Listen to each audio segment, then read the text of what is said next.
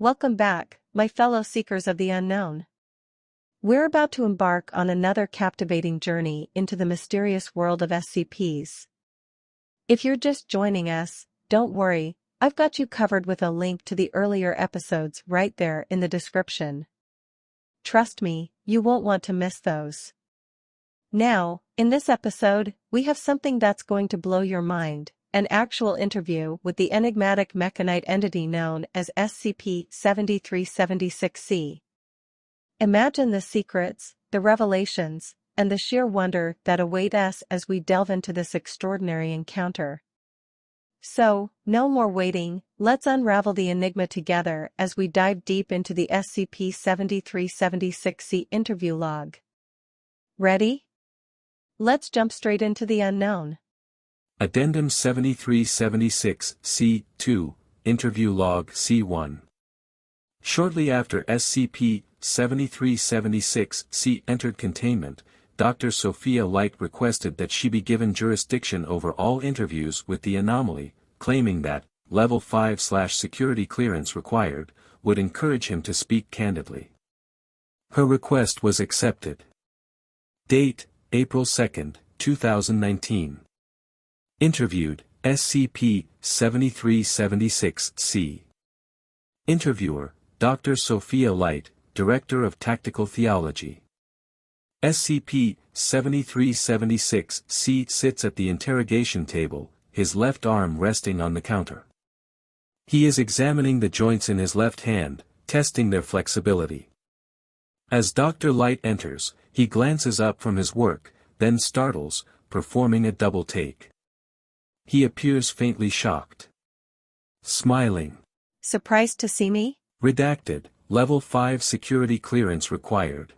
I go by Sophia, now. It is very good to see you again, Sophia. Especially in such a cold and inhospitable place. How have you been? As much as I'd like to catch up. Yes, my apologies. I'll tell you whatever you need to know. Thank you. Now, can you state your name, for the record? I've gone by many names over the years, each having equal right to being called mine, but Kane should suffice, for the time being. Very well, Kane. Can you tell me why you turned yourself in to the Foundation 3 days ago? I am not sure what you mean. After I was finished telling your researchers about who they'd find in the coffin and what they'd need to do about him, your security arrived to take me away. I didn't have any choice in the matter. I sincerely doubt that, Kane. In all the years that the Foundation has been in operation, we haven't found a trace of you. Up until now our historians were convinced you died somewhere around the fall of Babylon, and now you expect me to believe you couldn't figure out how to leave us some instructions without getting caught? Sharp as ever, I see. I apologize for the half-hearted deception. You can make it up to me by telling me why you're here. I have some security measures in the temple. Nothing dangerous, merely something to alert me when someone intrudes and provide a sort of shortcut to the interior. When I discovered that the temple was now under your Foundation's jurisdiction, I realized I had an opportunity to help right a wrong I once committed, if only partially. That was my first reason for coming here. And your second? My second reason was more selfish. You see, when I was a young man, well before we first met, I committed a grave crime. An indelible sin for which there could be no atonement. For my misdeeds, my mother and father placed a curse on me, twice over. For my father, I was given a curse of withering. The land decays wherever I lay tread, so that there is no hiding what I have done. For my mother, I was given a vagabond's curse. A curse of endless wandering, so that I would spend all my days with neither home nor true companionship, though I wonder if she would have chosen something else if she'd known quite how many days that would be. Your parents did this to you? It was a kindness. In those days, for a crime such as mine, it was either an eternal curse or the death penalty. We did not have a very robust justice system, I will admit. Anyways, I have come to discover that my mother's curse has a loophole of sorts.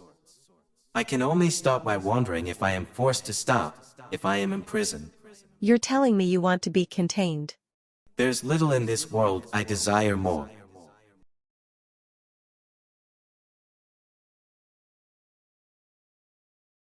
I'm sure the Broken Church or the Horizon Initiative would drop everything to keep you with them, if you asked. The latter define me by the worst thing I have ever done. They would not treat me poorly, I'm sure, but in their hands I would only become another weapon in their endless crusade. The former are the opposite. They know I am blessed by their God and would act accordingly. I do not wish to be worshipped, a clockwork saint locked in a metal shrine. Here, at least, I may be able to accomplish some good, if you allow me to. Considering how you entered containment willingly, I'm sure my superiors would be open to some kind of arrangement, but that's a conversation for later.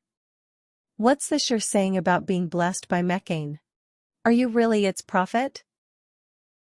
A simple question with a complicated answer. Try me. When I was cursed, I tried to undo my crime, and in doing so, I only deepened my sin. I would spend the following years searching non-stop for a way to mend what I had broken, to rewind what I had unwound, yet with each attempt, I found only greater failure. I was crushed under the weight of it all. It almost killed me. But then one night, as I wandered through the desert, I found God. You had a religious experience? I'm not speaking figuratively. I'm saying I found God, or a very small piece of her, anyway. It was a kind of brass puzzle box, half buried in the sand. At the time, I didn't know what I held was divine, only that it held such wonders inside. I spent months divining its secrets, developing entirely new modes of science and mathematics from what I discovered. And when I had learned all that I could, I split the puzzle box in half and took God into my heart, again, not figuratively. With the aid of my apprentice, I replaced my mortal organ with holy brass, imbuing myself with youth eternal. An apprentice? The son of a poor stable hand who came to follow me in my wanderings, for a time. It was his idea to reshape the other half of the puzzle box into an archive. SCP-7376-C taps the back of his head. To stretch my memory alongside my extended lifespan. Bumero, his name was. A prodigy in every sense of the word. I've taken on many a student, but none quite like him. You haven't really answered my earlier question. Are you? Am I a prophet? I am not certain. I don't feel like a prophet. I have received no holy visions. No angels have come to me from on high. And yet, the heart and the head hold great symbolic significance. You see, to replace all of one and part of the other is a dangerous thing. When Bumero convinced me to implant my archive, I crafted a thaumaturgic sigil. SCP-7376-C gestures to his forehead. That would keep me metaphysically stable. Only, I have come to discover that this sigil, which I had thought my own creation, is a fragment of Makhanite's true name. Perhaps, then, the God in many pieces has been whispering in my ear all along. So you're saying your sigil isn't the biblical mark of Cain, it's the mark of Makhanite? I've always thought the distinction was rather humorous, yes. Are your other prostheses similarly divine in origin? Not at all. Where did they come from? Are you aware of the expression, may you live in interesting times? I may be ageless, but I'm not immortal. Suffice to say, I've led a very interesting life. Cain. HM. Haven't I let you talk around this for long enough? You are right. It's time I told you about my brother.